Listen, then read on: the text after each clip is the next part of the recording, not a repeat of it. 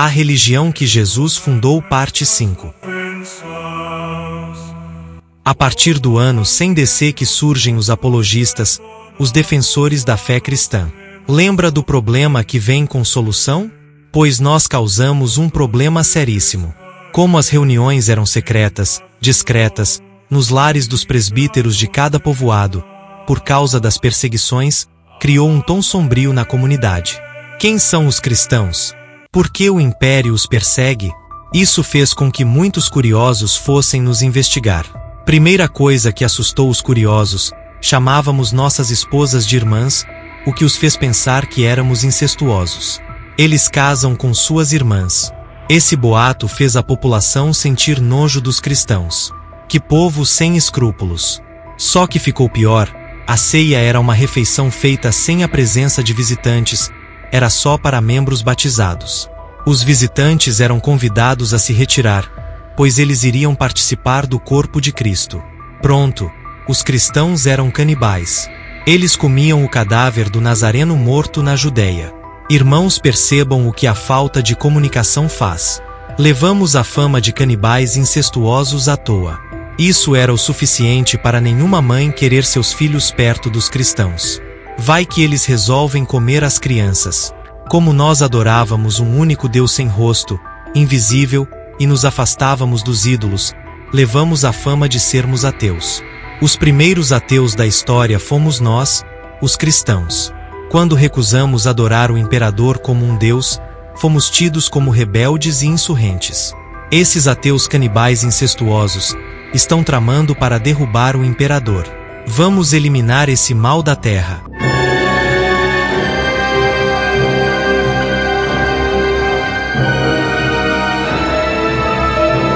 Esse era o sentimento da população depois de todos esses mal-entendidos. E eu sinceramente não os culpo. Essa era a razão de toda a violência a nossos irmãos. Por isso a necessidade de você saber explicar sua fé. Junto com esse problemão veio a solução. Precisamos tornar nossa fé pública. Precisamos explicar direito no que cremos e como vivemos. Dessa necessidade nascem os apologistas. Cordratos, Justino Mártir, Atenágoras de Atenas, Aristides de Atenas, Taciano o Sírio, Tertuliano de Cartago, Teófilo de Antioquia, Carta a Diogneto, dentre outros guerreiros da fé. Esses homens combateram até onde puderam, alguns indo à morte por isso. Você tem noção do que é enviar uma carta ao imperador de Roma, para ser lida em público diante da coorte toda, ou seja, todos ali desejavam nossa execução, nos odiavam, e a carta era em muitos sentidos ousada. Esses homens eram caçados no império, por causa de tamanha ousadia. Ainda acha sua missão difícil, ouvinte?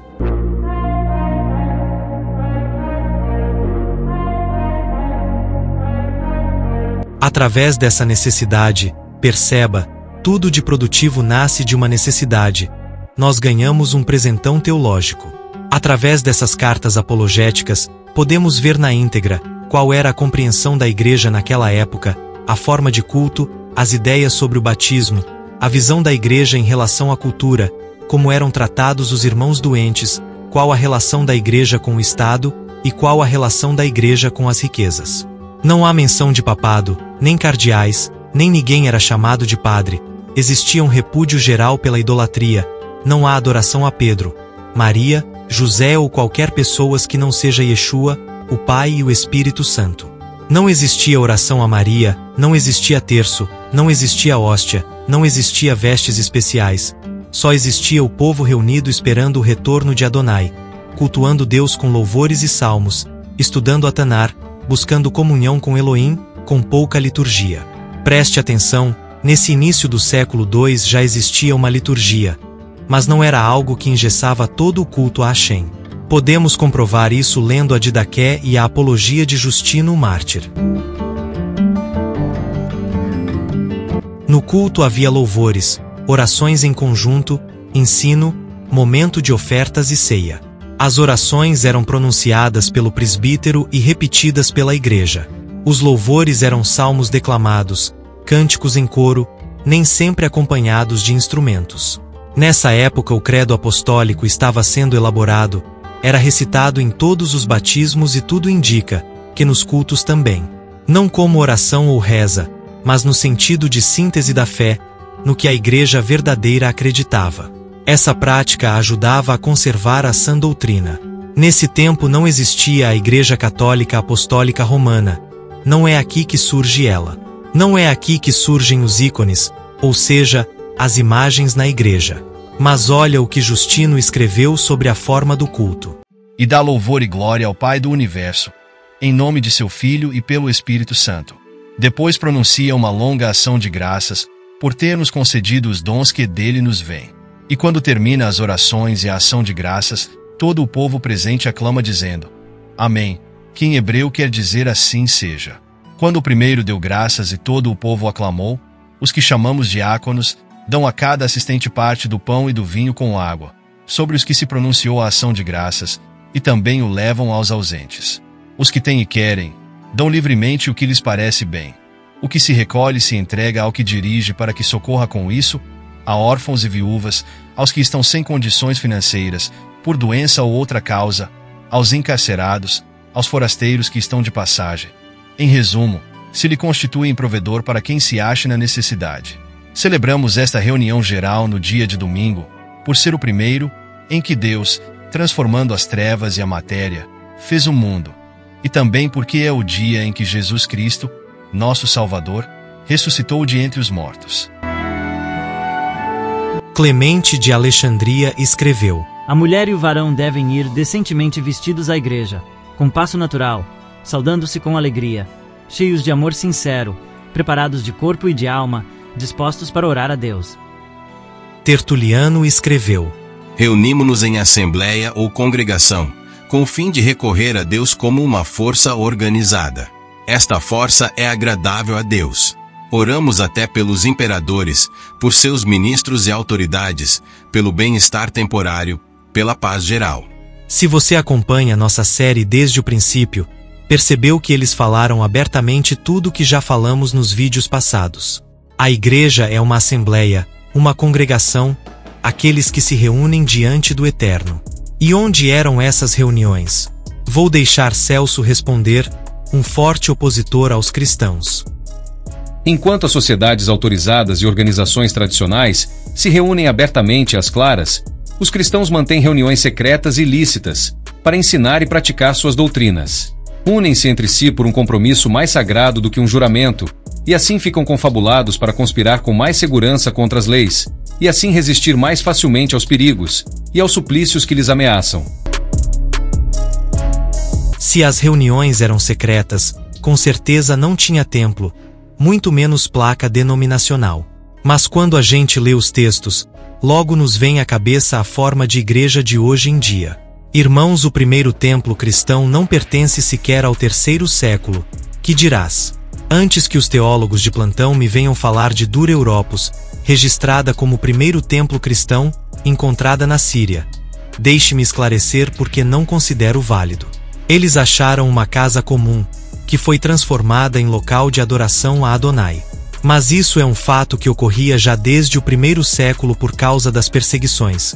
Os lares dos presbíteros eram os locais de culto. Estamos falando de uma casa funcionando como local de adoração, e não de um templo construído em formato de templo. Podem discordar de mim à vontade, mas não considero Dura Europos um templo cristão. Também não considero a caverna de Rié na Jordânia um templo cristão, pelas mesmas razões óbvias. Por que cultuar numa caverna? Por que não era possível construir um templo na cidade?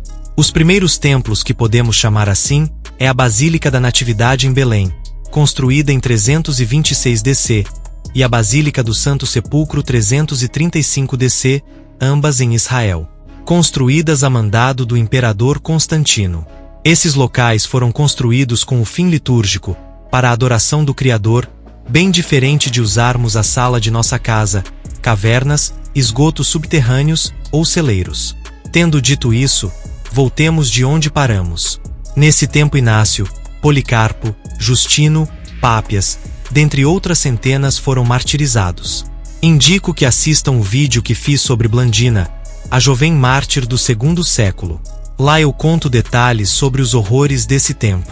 Enquanto nós, cristãos verdadeiros, Respeitamos os mártires e admiramos sua coragem. Os gnósticos os criticam duramente, chamando-os de tolos, de inúteis e outras barbáries. Os ensinamentos de Marcião de Sinope estavam a todo vapor. Vários pseudoepígrafos circulavam na Assembleia de Yeshua. Até então vivíamos um momento complicado. O último apóstolo teria morrido em 103 d.C.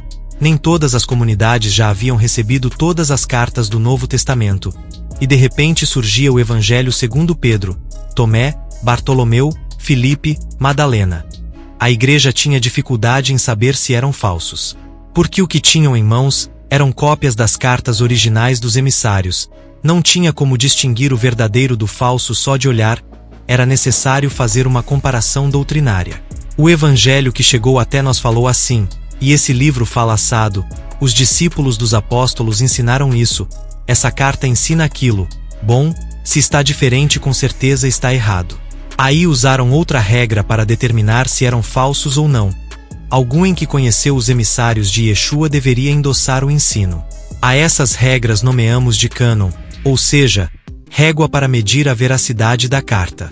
Marcião, Menandro, Cerinto ensinavam o evangelho gnóstico, que dizia que o Deus do Velho Testamento era um demiurgo mau, que nos aprisionou na matéria, que seria uma criação espúria e má.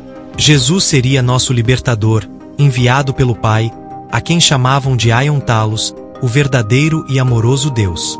Jesus nos libertaria das mãos de Jeová. Com essa visão absurda, eles rejeitavam toda Tanar, fazendo-se verdadeiros apóstatas. Os gnósticos misturavam filosofia platônica com a fé, e isso gerou um prejuízo grande pro reino. Muitos irmãos foram influenciados pelo gnosticismo no segundo século. Mas a criação é dualista, e como tal, não existe necessidade sem solução. Deus levanta Irineu, um bispo que morava em Lyon, França, para combater o gnosticismo. Ele nos deixou um livro enorme chamado de Contra as Heresias, onde ele destroça o gnosticismo cristão com categoria. Depois desse tratado de Irineu, por volta do ano 180, ou seja, no final do segundo século, a igreja começa a rejeitar os escritos falsificados. Mas não foi um trabalho fácil e rápido como parece. Até hoje existem gnósticos intitulando-se cristãos verdadeiros, mundo afora. Mas a igreja no quarto século conseguiu destruir a maioria dos escritos gnósticos cristãos. Lembrando que não foi uma imposição, foi uma questão de consciência. Chegaremos lá mais à frente. Por causa desses desgastes dentro da comunidade e do aumento do engessamento da liturgia, da robotização do culto a Hashem, o poder da Ruach HaKodesh diminuiu drasticamente, a ponto dos milagres se tornarem coisa raríssima na comunidade.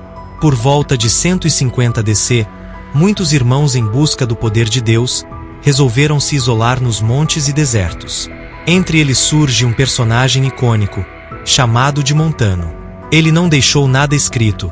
Tudo o que sabemos sobre seu ensino vem de pessoas que discordavam dele. Logo não dá para aceitar tudo como verdade. Pelas críticas percebemos que entre a comunidade montana havia profecias, curas, revelações e batismo na Ruach HaKodesh. Montano era radical, queria cortar todos os laços com o mundo, por isso foi para o deserto. Entre eles estava Tertuliano de Cartago, o criador da palavra Trindade, tido por todos como um teólogo seríssimo.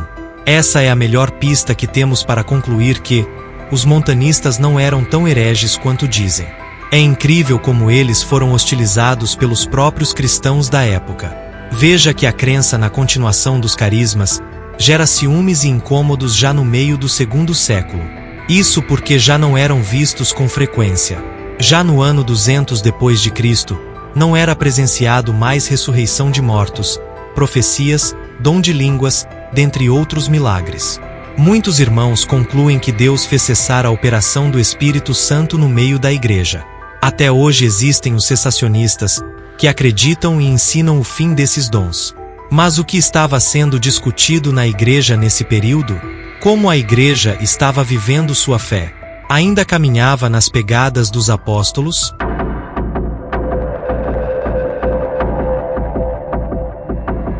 É nesse século que começam a chamar Maria de Mãe de Deus. É nesse tempo que surge o universalismo de Orígenes de Alexandria, que diz que todos vão ser salvos, inclusive Satanás. A primeira menção de um purgatório, onde as almas ficariam esperando ser purificadas antes de irem para o céu, também coisa de Orígenes. Tinha a divisão teológica entre as igrejas do Oriente e a do Ocidente, uma com a interpretação mais literal das Escrituras e a outra mais alegórica. Começaram as discussões teológicas: Jesus é Deus ou uma criatura? O Espírito Santo é Deus ou uma força ativa? Batiza a criança ou não? Jesus era Deus ou homem quando estava na terra? Todas essas preocupações e discussões, aliados ao engessamento do culto, resultou no declínio espiritual da igreja.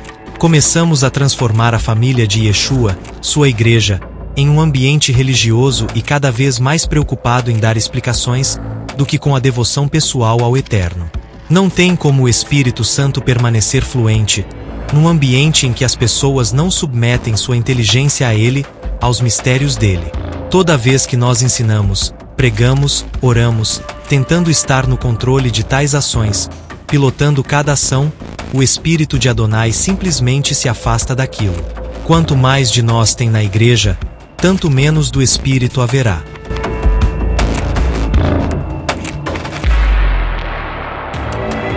O princípio da caminhada com Deus é a humildade, a dependência dele, o reconhecimento dos mistérios dele e a aceitação disso. Sempre que queremos desvendar os mistérios do reino através da inteligência, estamos em rebeldia, pois diminuímos os segredos do Altíssimo, a pessoa do Altíssimo, o reino do Eterno. E Adonai recua para nos mostrar nossa dependência dele. Quanto mais apegada a igreja é a linha teológica, menos da ação do Espírito ela tem. É por isso que você não presencia sinais e milagres, porque está fundamentando sua espiritualidade no poder dos livros, em seu intelecto, na força de sua inteligência, na sua faculdade, e não na dependência do Espírito. Você sabe explicar o que é oração, mas não ora, sabe explicar o que é fé, mas não confia em Deus, vive com medo de perder o emprego, pagando plano de saúde achando que isso salvará sua vida. Você tem medo da vida, tem medo de perder o padrão de vida que leva. Você diz que depende de Adonai, mas é tudo da boca para fora. O sertão do Nordeste precisa de missionário, mas você quer ir para a Europa, para o sul do Brasil, para uma cidade grande, onde tem emprego e a proposta de uma vida melhor que a que você leva. Você sabe explicar sinergismo e monergismo, paracletologia, cabalá judaica, monarquismo, nestorianismo, arianismo, calvinismo, mas não suporta a ideia de depender do Eterno. Você quer estar no controle o tempo todo. Saiba tudo isso, irmão, mas dependa da graça de Adonai pelo amor de Deus. Entenda que você é pó. Se humilhe diante do Eterno, Deus rejeita os soberbos. Se o Espírito Santo não estiver agindo através de você, por meio de sua boca, seu ministério não terá o poder que deveria ter. No próximo vídeo entraremos em mais algumas questões do terceiro século. Estamos no ano 250 depois de Cristo. Que o Senhor te abençoe e te guarde. Deus ainda vai te usar muito, por isso está te corrigindo. Dependa de Adonai. Shalom.